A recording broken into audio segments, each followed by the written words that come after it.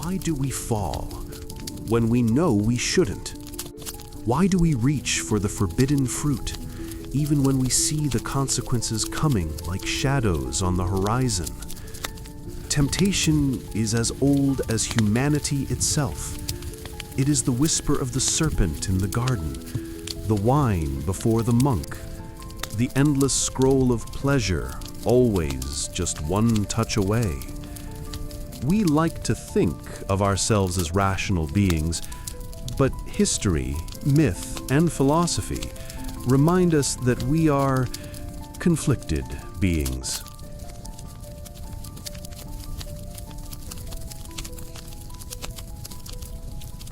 Plato imagined the human soul as a chariot, driven by a charioteer holding the reins of two powerful horses.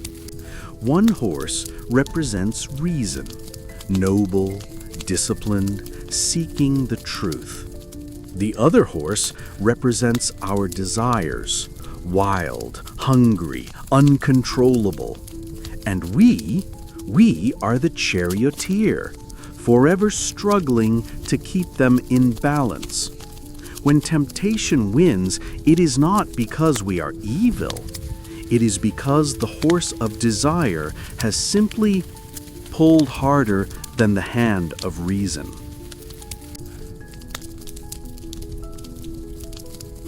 But Aristotle asked the most haunting question: why do we do what we know is wrong?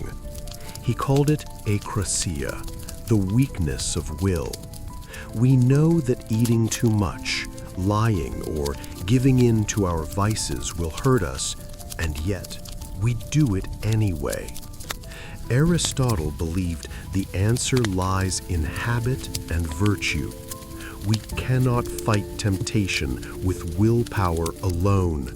We must train the soul like a sculptor chiseling away at stone until doing good is as natural as breathing. Then came the Stoics, Marcus Aurelius, Epictetus, who saw temptation as nothing but a trick of perception. You are not tempted by the thing itself, they said, but by your judgment that the thing is good. A shiny coin, a sweet cake, a seductive image, none of these can truly harm us. It is our own attachment, our own desire for control and comfort that makes us slaves.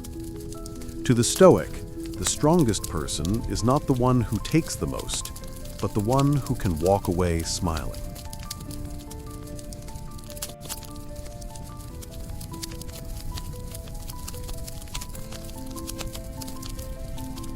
And yet, Schopenhauer believed all of this was futile. He saw humans as puppets of an endless, blind force called the will. We don't choose our temptations, they choose us. We crave, we want, we desire. And when we get what we want, the desire returns, emptier and hungrier than before. For Schopenhauer, the only way to defeat temptation is not to fight it, but to transcend it. To step outside the game of craving altogether. To say, I do not need it, I am enough.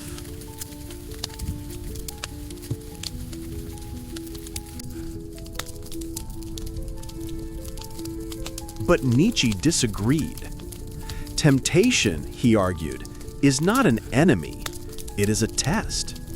It is life asking you, are you strong enough? To overcome temptation is not to reject life's pleasures, but to take them, master them, and rise above them. What does not kill me makes me stronger, Nietzsche says. Temptation is the fire that forges the will.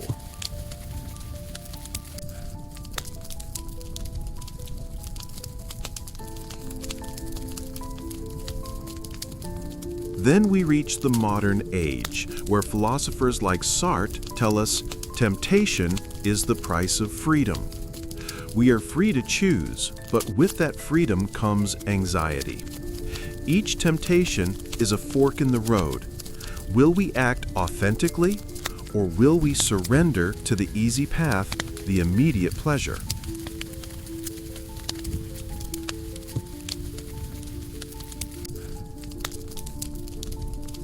The truth is, humans are weak against temptation because we are split beings.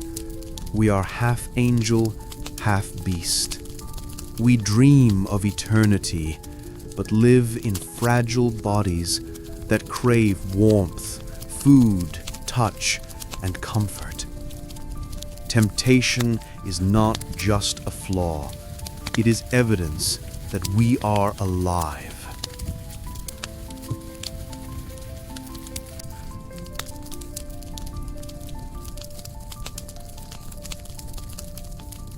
But here is the paradox. Temptation is also our teacher.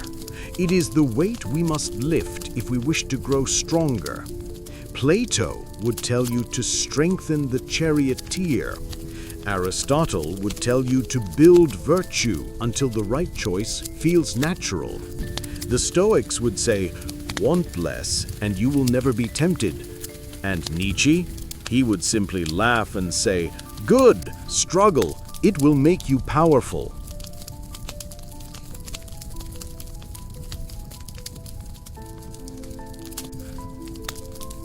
Temptation will never vanish from the human soul, but maybe that's the point.